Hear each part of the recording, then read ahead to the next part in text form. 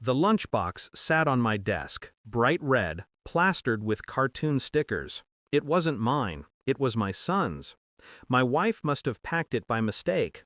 I almost laughed, until I opened it. Inside, neatly wrapped, were sandwiches, a small juice box, apple slices.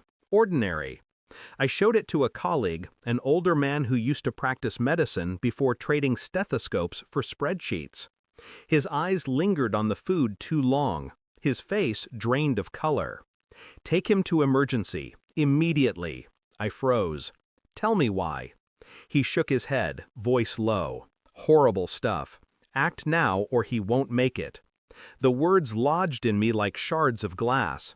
And suddenly, the lunchbox didn't look like a mistake. It looked like intent. I drove home with my hands tight on the wheel. The thought kept circling, sharp and unrelenting. She packed it for him, not for me. The wrong lunchbox. Or maybe not wrong at all. When I walked in, she was in the kitchen, humming, careless. She kissed my cheek, asked about my day. I watched her, smiled back, mask in place. But inside, my mind was dissecting everything.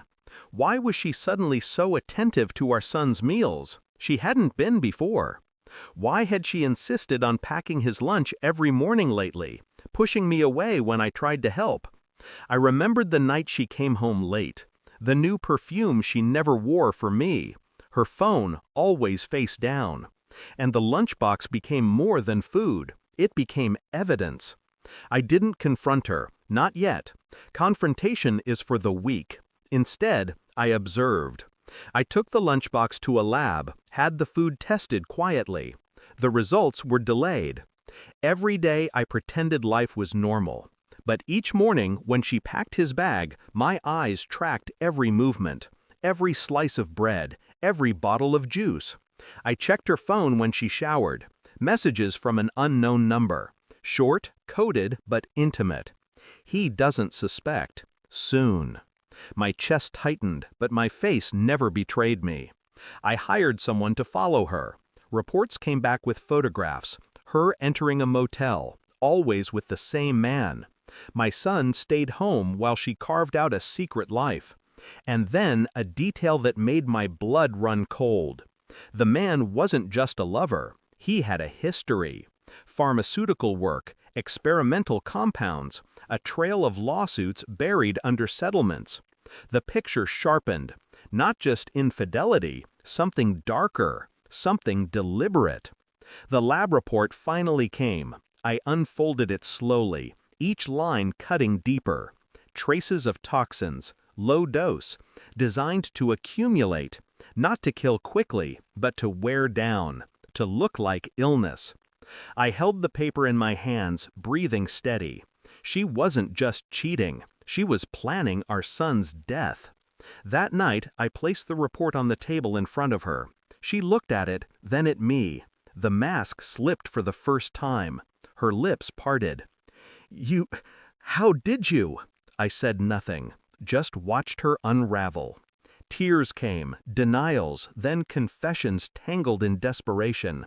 She said she didn't mean it, that it wasn't what it looked like, that she was lost. But the evidence lay between us. Cold. Absolute. I didn't shout. I didn't strike her. I only slid the phone across the table, the one she thought I hadn't touched. Messages glowing like open wounds. He doesn't suspect. Soon. Her face crumbled. She reached for me, but I stepped back. "You planned it," I said, my voice low, even. "You and him. Piece by piece. Our son." She sobbed, begged, swore it wasn't true, but I had stopped listening long before. The next morning, the police received an anonymous packet. Lab results, photographs, transcripts of her messages. Enough to bury them both. I didn't watch her arrest. I didn't need to. I knew the silence in her cell would be louder than any words I could give her. My son never knew. To him, it was just another day, another lunch packed by someone else now. He asked about his mother once. I told him she was gone. That was all. He didn't cry. Neither did I. At night, I stood in his doorway, watching him sleep, breathing steady, safe. The betrayal still pulsed in me, but it no longer controlled me. I had turned it into something colder, sharper. She thought she could poison him quietly, erase him slowly, but in the end, I erased her instead, without raising my voice, without lifting a hand. The truth had been enough, and sometimes the truth is the most lethal poison of all. I no longer loved her, no longer hated her. I had simply emptied her from me, the way you drain venom from a wound. Thanks for watching.